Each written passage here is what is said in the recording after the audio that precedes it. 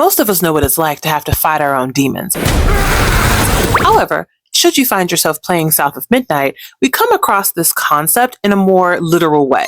As we play Hazel Flood, it becomes our job to go through our adventure fighting creatures called Haints, which are really just manifestations of human pain and trauma. Now, last you saw me, we talked about the Ravager Haint, which is the initial Haint that we meet while you play the game. Today, I wanted to take the time to talk about the second one that we meet, and that is the Larva Haint. What is that? Unfortunately, most of us are no strangers to resentment.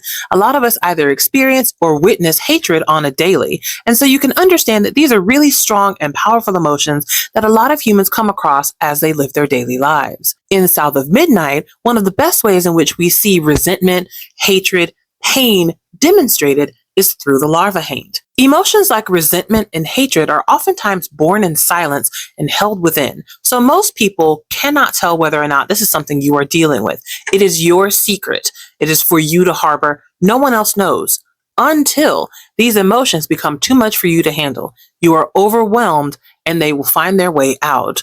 The way in which the Larva Haint explores this is through a swarm. The Larva Haint is actually meant to be a nest. And within that nest, we have certain insects that come out and attack Hazel. They do explode on impact, but they can be thrown back at the nest, causing its own damage. This is actually something that also happens to people who have dysregulated emotions. When your emotions reach a head, they can harm others, and oftentimes they can also harm you. Now, something I found to be very interesting about the Larva Haint is that the nest that these creatures come out of actually looks like a discarded human heart.